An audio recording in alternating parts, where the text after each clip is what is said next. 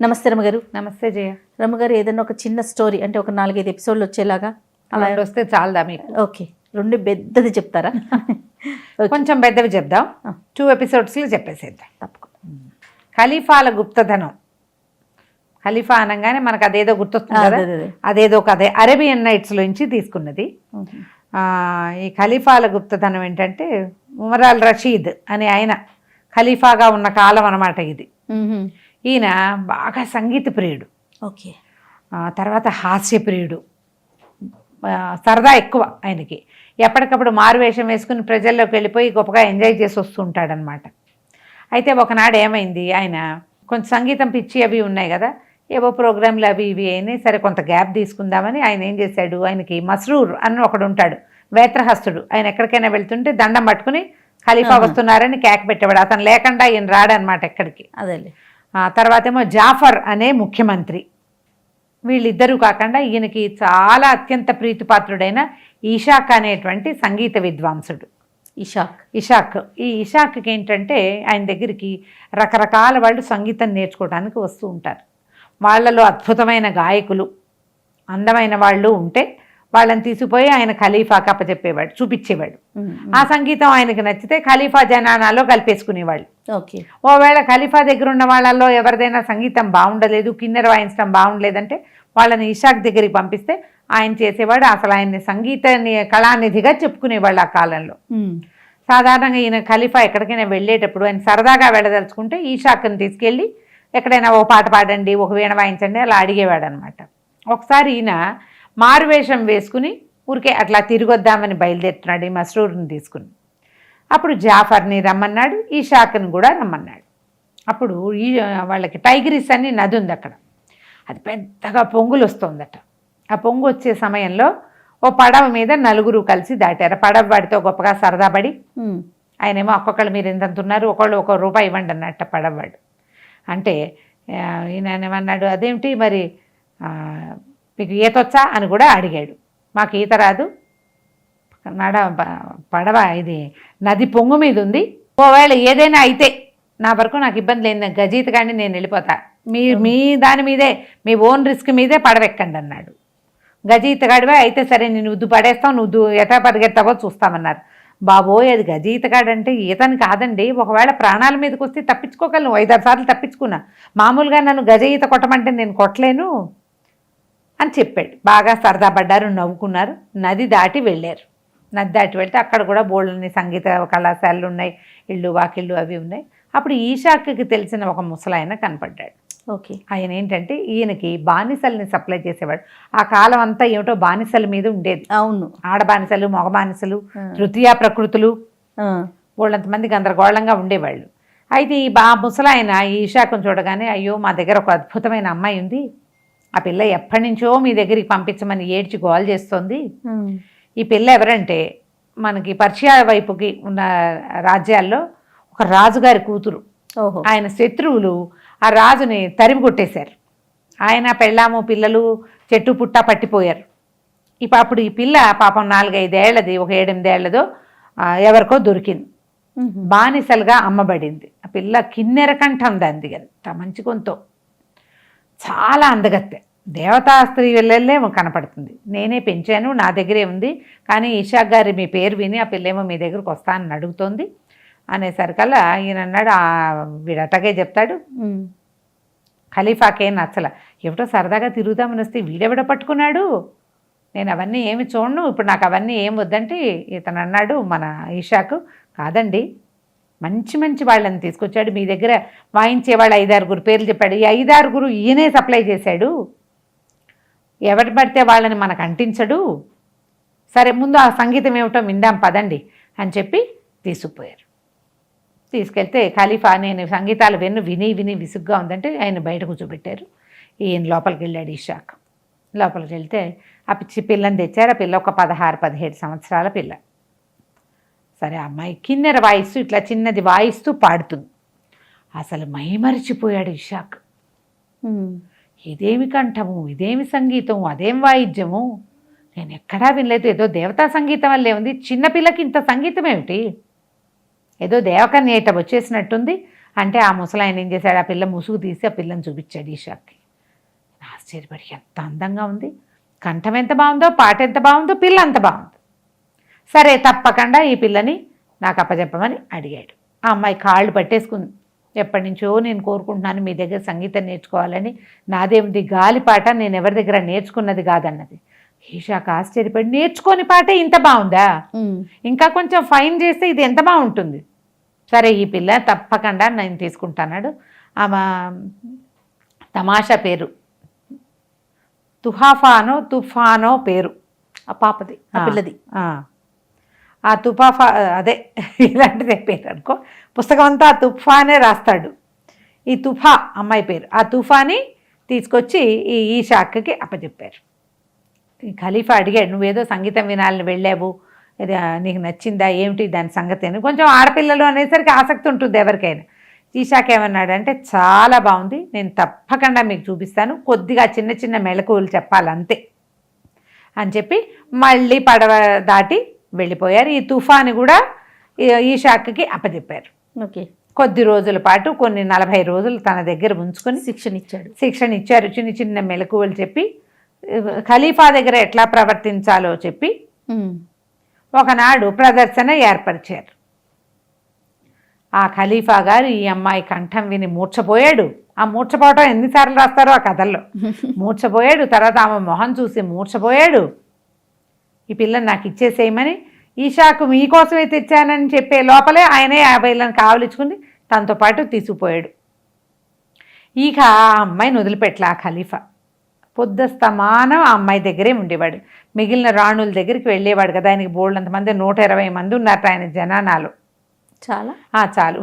వీళ్ళు కాకుండా ఇంకా సంగీతాలు పాడేవాళ్ళు, వాళ్ళు వీళ్ళు బానిసలు ఎంతమంది ఉన్నారో లెక్కే లేదు. ఒక్కొక్క రాణికి ఒక ప్రత్యేకమైన ఇది కూడా అట, ఏమంటారు, సెంటు. ఆ అత్తరు ఇంకోళ్ళు వాడకూడదు. ఈ తుఫాకి కూడా ఒక ప్రత్యేకమైన అత్తరు, ఆ అత్తరు ఇంకోళ్ళు వాడకూడదని ఊళ్ళో టముకేసేవాళ్ళట. ఈ రాణి గారే వాడాలి అని.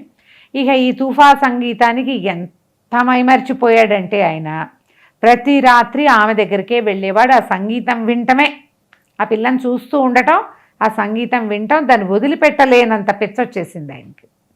రాణులందరూ సణుకుంటూ విసుకుంటూ ఉండేవాడు. ఏమిటి ఎంతసేపు ఈ గోల, ఈ పిల్లని వదలటం లేదని. ఆయనకి మిగిలిన రాణులకి తుఫా మీద కుళ్ళుబొత్తనం ఉందని, ఆ పిల్లని ఏమైనా చేస్తారేమోనని.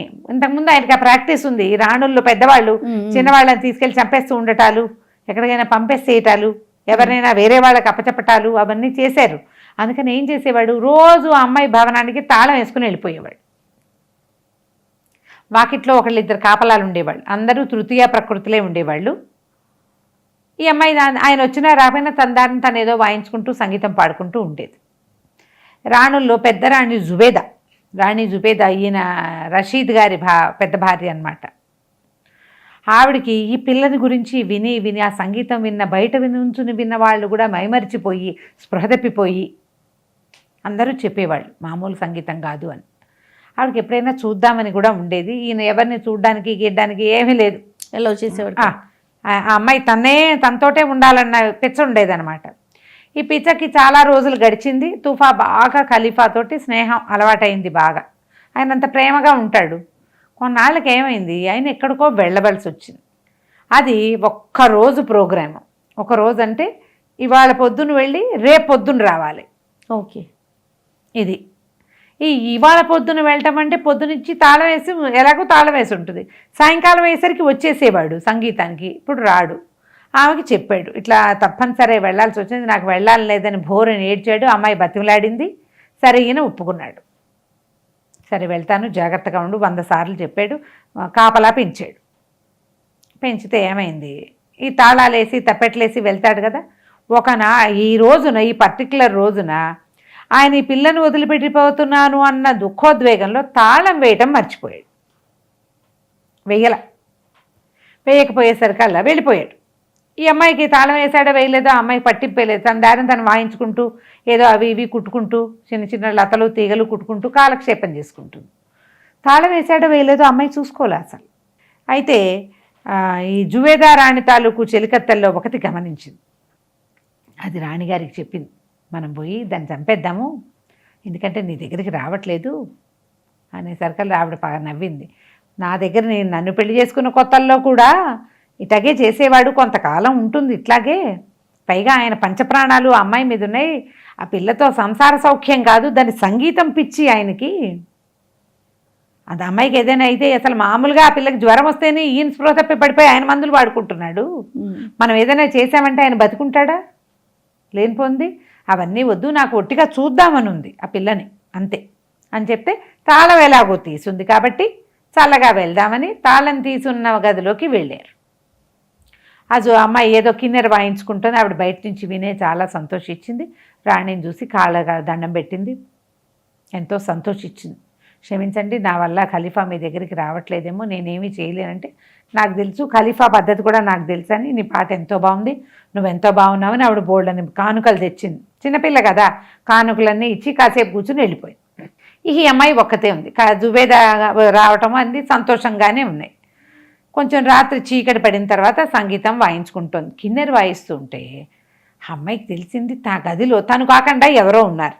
అర్థం కాలేదు, ఏం జరుగుతోంది అని చూస్తే తను ఒక గదిలో కూర్చుంది. ఆ గది గుమ్మం అవతల గోడ దగ్గరే ఒక ముసలివాడు ఒకడు డాన్స్ చేస్తున్నాడు తన వాయిస్తున్న వాయిద్యానికి.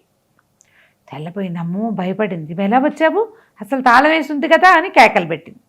ఆయన అన్నాడు, అమ్మా నువ్వేం భయపడకు, నాకు తాళాలు తప్పెట్లు ఏమీ అడ్డం రావు. నీ సంగీతం అంటే మాకు చాలా ఇష్టం. నువ్వు కిన్నెర వాయిస్తున్నావు కదా, రోజు నాట్యం చేస్తాం, ఆ అలవాటు కొద్దీ నాట్యం చేస్తున్నాను, నేను నీకు కనపడ్డాను అనేసరికల్లా నువ్వు ఎట్టా వచ్చావు లోపలికి అంది. నేను ఒక భూతాన్ని అని చెప్పాడు. ఊహో, ఒక పర్షియా భూతం ఆయన. నేను ఒక భూతాన్ని, నేను నా భార్య, ఆ భార్య పేరు కమరియా, మేము రోజు రాత్రిపూట ఇక్కడ తిరుగుతాం. ప్రతి రాత్రి నువ్వు కిన్నెర వాయిస్తూ పాట పాడతావు. నీ పాటకి ఖలీఫా చాలా సంతోషంగా తలుపుతాడు, మధ్య మధ్యలో నాట్యం చేస్తాడా. మేము అప్పుడు గాల్లో నుంచి నాట్యం చేసేవాళ్ళం. మేము రోజు వింటున్నాం నీ పాట. మాకు ఇవాళ తెలిసింది ఖలీఫా ఊళ్ళో లేడు. మా అదృష్టం కొద్దీ లేడు, ఎందుకంటే ఈ రాత్రి మా అమ్మాయి పెళ్ళి. అయితే మా అమ్మాయి, మా అల్లుడు, మా వియ్యపురాలు, మేమందరం నీ పాటకి ఫ్యాన్స్. ఎలాగూ ఖలీఫా లేడు కాబట్టి నువ్వు వచ్చి మా అమ్మాయి పెళ్లిలో ఒక కచేరీ చేయవలసిందిగా మా కోరిక, నిన్ను తీసుకెళ్ళడానికి వచ్చాం అనేసరికి తెల్లబోయినమ్మో, ఖలీఫాకి తెలిస్తే అంది. ఖలీఫా లేడు కదా, ఖలీఫా లేడు, వచ్చేసరికి మేము ఎటాకు వచ్చేస్తాం అని బతిమిలాడాడు. ఆయన చెప్పిన రకరకాల మాటలు మీ అమ్మ తెలుసు, మీ నాన్న తెలుసు, మీ వాళ్ళందరికీ మళ్ళీ రాజ్యం లభించింది, నువ్వు ఎక్కడ పిల్లవో కూడా మాకు తెలుసు, నీ చిన్నప్పటి నుంచి మేము నిన్ను ఫాలో చేస్తున్నాం, నువ్వు బానిసలమ్మే ముసలివాడి దగ్గర ఉన్నప్పుడు నీ పాట విన్నాం, నువ్వు ఈషాకి ఇంట్లో ఉన్నప్పుడు విన్నాం, ఇప్పుడు వింటూనే ఉన్నాం. మా అమ్మాయి పెళ్ళి మేము ఎంతో సంతోషిస్తామమ్మా, రా రా రా అంటే, ఎప్పుడైనా విద్వాంసులకి నిన్ను మేము గుర్తించాం, వచ్చి మా దగ్గర కచేరీ చేయంటే సంతోషంగా ఉంటుంది. ఫ్యాన్స్ అంటే ఇష్టపడని వాళ్ళు ఎవరుంటారు? అదే. సరే ఎట్లాగూ ఈయన లేడు కదా అని బయలుదేరింది.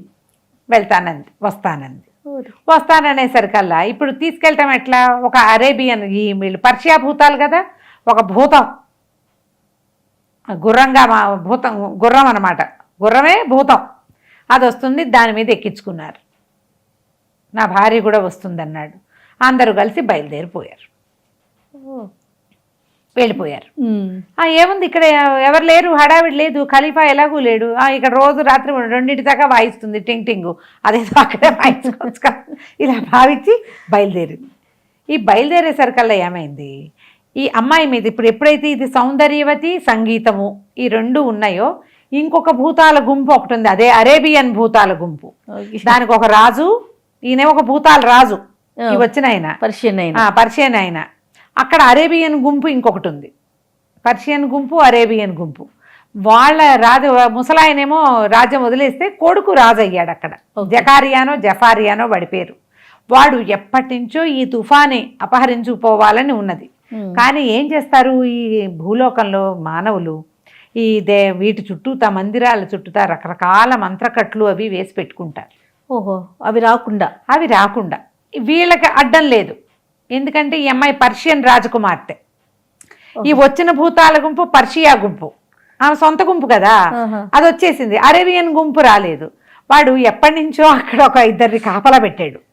ఏమిటి ఎప్పుడైనా ఏ సమయంలో అయినా ఈ తుఫా గనక ఈ మంత్రకట్టుని దాటి యువతలకు వస్తే పట్టేసుకుని మనం తీసుకెళ్ళిపోదామని. ఎప్పుడైతే ఈ ముసలాయంతో బయలుదేరిందో, పర్షియా గుంపుతో బయలుదేరిందో, అరేబియన్ గుంపు తెలుసుకుంది. ఇక వాళ్ళు బయలుదేరారు. వాళ్ళు వీళ్ళు కలిసి చచ్చేలా యుద్ధం చేసుకున్నారు. ఈ అమ్మాయి కోసమే వచ్చారని తెలిసిపోయింది. ఆ మొత్తం ఆ పెళ్లి కొడుకుతో సహా వచ్చేశారు. పర్షియా భూతాల గుంపు, అరేబియన్ భూతాల గుంపు నానా రకాలుగా యుద్ధం చేసుకున్నారు. అన్నీ నరుక్కోవటం, చంపుకోవటమే. భూతాలు నరుక్కుంటే నెత్తురొస్తానని మీరు అడగండి, కథలో అలాగే ఉంది. ఈ అమ్మాయిని ఈ లోపల ఏమైంది, ఎప్పుడైతే వీళ్ళు వచ్చేసారో ఆయన భార్య కొంతమంది చుట్టాలు వచ్చి ఈ అమ్మాయిని నువ్వు భయపడతావమ్మా, ఇదంతా నువ్వు చూడలేవు అని చెప్పి వాళ్ళ గుడారాల్లోకి తీసుకుపోయారు. లోపలికి భోజనాలు గీజనాలు పెట్టారు. పెళ్లి గుంపుతో అందరినీ పరిచయం చేశారు. ఆయన భార్యకి బోళ్ళంతమంది చెల్లెళ్ళు ఉన్నారు. వాళ్ళందరూ ఈవిడ గురించి విని ఉన్నారు. సంగీతం వినాలనుకుంటున్నారు. ఈ భూతాల మధ్యలో యుద్ధం అంతా పూర్తయింది. యుద్ధాలైనాయి. ఈ అమ్మాయి అక్కడికి వెళ్ళిపోయింది. ఇంతలో ఏమైందంటే ఈ ఖలీఫా గారు అనుకోకుండా తిరిగి వచ్చేసాడు. తిరిగి వచ్చేసరికల్లా మామూలుగా ఏమిటి, రాత్రి 11 గంటలకి కూడా టింగో టంగో సంగీతం వినపడేది. నిశ్శబ్దంగా ఉంది మందిరం. లోపలికి వచ్చి చూసేసరికి ఏముంది, తుఫా లేదు. కేవ్వమని కేకబెట్టి ఖలీఫా గారు మూర్చపోయాడు. వెనకాల వచ్చిన వాళ్ళు తెల్లబోయారు. ఏమైంది ఏమైంది, ఎట్లా మాయమైంది చిన్నరాణి తెలియలేదు. ఆయనేమో ఏడుస్తాడు, నా తుఫాను అంటాడు, మరి స్పృహ తప్పిపోతాడు. మెలకు వచ్చినప్పుడల్లా గాడిద కుక్క అని ఉన్న వాళ్ళందరినీ తిట్టిపోస్తాడు. మీరందరూ ఏం గాడిదలు కాస్తున్నారు, ఎటా వెళ్ళిపోయింది, ఎవడో తాళం తీశాడు, తను మర్చిపోయానని గుర్తులేదు. జుబేదా గారు ఏం చేసింది, ఆ అమ్మాయి వాళ్ళు బయటికి వెళ్ళి దాన్ని ఆ తాళాన్ని ఇట్లా కప్ప ఉంది కదా దాన్ని నొక్కేసింది ఆవిడ. ఆయన మర్చిపోయాడు, ఈవిడ నొక్కేసింది. అంచేత నేనే వేయలేదని అనుకోలే. అదేలే. ఈ తాళం తీసేవాడు ఎవడైనా ఉన్నాడా, ఇలాంటి తాళం తీయగలిగే వాళ్ళు ఉన్నారా, వాళ్ళని వెతకండి అన్నారు. తర్వాత ఈ తాళం వేసున్నలో దాని లోపలికి ఎవడైనా ఎటా వస్తాడు, ఎవరైనా మంత్రవాదులు వాళ్ళు ఉన్నారా, భూతాలు ఎత్తుపోయినాయా, పిశాచాలు ఎత్తుపోయినాయి. ఆవిడ దేవతా స్త్రీ కాబట్టి మాయమైపోయిందేమోనని కొంతమంది. ఎందుకంటే సంగీతం అట్లాంటిది కదా, ఇప్పుడు అద్భుతమైన సంగీతం కాబట్టి పోయి ఉండొచ్చు ఒకటి, మాయమైపోయి ఉండొచ్చు రెండోది, మనుషులు కాకుండా భూతాలో ఇంకోటో ఏమిటో అవైనా కూడా అయి ఉండొచ్చు మూడోది. ఈ మూడిట్లలో ఏమిటో తెలీదు, ఎందుకంటే ఎవ్వడూ చూడలే. రాత్రి 8కో 9కో నేను విన్నానంటాడు ఒకడు, అంతే. ఆ తర్వాత వాకిట్లో నువ్వు కూర్చున్న వాళ్ళు ఏమిటి అమ్మగారు వాయించట్లేదు అని ఎందుకు చూడలేదు అంటాడు. అంతకుముందు నేను వింటున్నాను అన్నందుకు కొట్టేవాడు ఆయన. ఆ సంగీతం అంతా నాది, నువ్వెందుకు వింటున్నావు అనేవాడు. అందుకని వినకుండా ఉందామని ఊరుకుంటారు. వాళ్ళేమనుకున్నారు, ఖలీఫా లేడు, ఈవిడ నిద్రపోయింది అనుకున్నారు. ఓకే, ఆయన ఉన్నాడు కాబట్టి వస్తాడు కాబట్టి వాయిస్తోంది అట్లా అనుకుని వాళ్ళు ఊరుకున్నారు. ఇక నానా గందరగోళము అయిపోయింది. ఈయన అరుస్తాడు, కేకలు పెడతాడు, గందరగోళం చేస్తాడు, ఎవరొచ్చారంటాడు. ఇక ఏం ట్రై చేసినా వీళ్ళ వల్ల కాల. సరే ఈయన అన్నాడు, జాఫర్ మంత్రి, మన మంత్రవాదులు బోల్డ్ మంది ఉన్నారు, ఎట్లాంటిదైనా సరే అంజనం వేసి నిమిషంలో ఇట్లా విభూతి చల్లారంటే బయటకు వచ్చేస్తుంది మ్యాటర్, నేను పిలుచుకొస్తానని ఒకళ్ళని తెచ్చారు. వీళ్ళందరివి పేర్లు చాలా వింతగా ఉంటాయి మంత్రవాదులు. టఫానియా, జిఫానియా అలాంటి పేర్లు ఉంటాయి. నేను ఆ పేర్లు అవన్నీ కన్ఫ్యూషన్. ఓ మంత్రవాదిని తెచ్చారు. ఆయన బాగా చూసి చూసి చూసి చూసి భూతం వచ్చింది లోపలికి. ఈవిడ బయటికి వెళ్ళింది. ఎలా వెళ్ళిందో నేను చూస్తానన్నాడు. ఆయన కనిపెట్టాడు. గాల్లో ఎగిరింది, అటువైపుకి వెళ్ళింది. ఓహో, ఎందుకంటే ఒక భూతం వాసన వస్తుంది. ఆవిడ ఒక్కతే వెళ్ళింది బయటికి.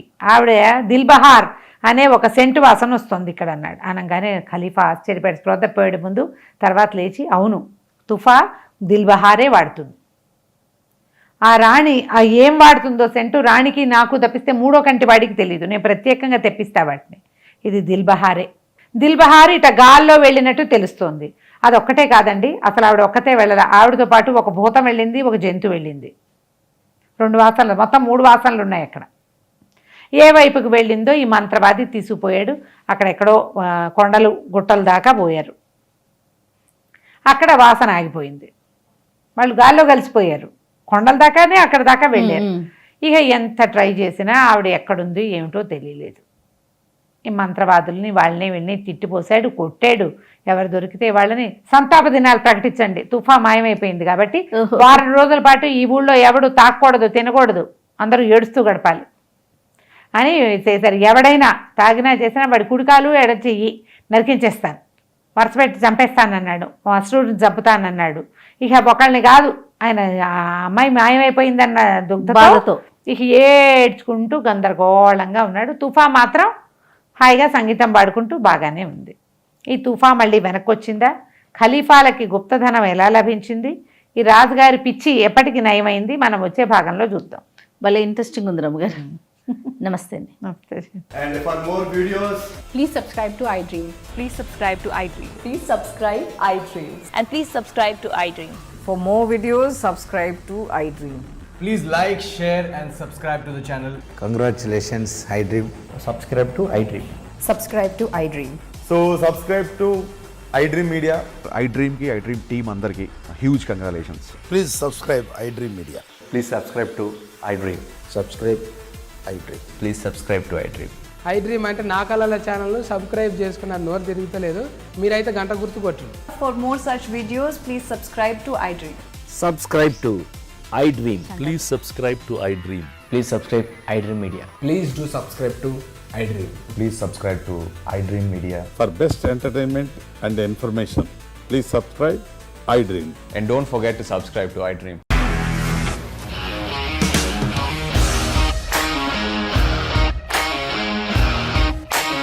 ఇండస్ట్రీలో కమిట్మెంట్ ఇష్యూస్ వస్తే నీకు కూడా వచ్చినట్టు మార్నింగ్ తీసుకెళ్ళానంటే కొట్టి పడేసారు.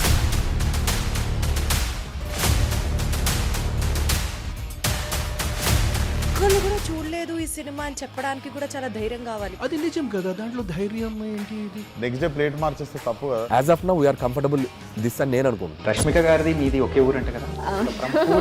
నీకు కోపం వచ్చిందంటే బాగా తిట్టేత్తరా? తిట్టేద్దామండి. నిజంగా గేమ్ ని ఎలా చేంజ్ చేయగలిగారు? ఏపీఎస్ఎఫ్సి వాళ్ళకి 6 నెలల్లో నేను 6 లక్షలు కట్టా. బిజినెస్ చేయాలనుకుంటే it is as difficult as riding a tiger.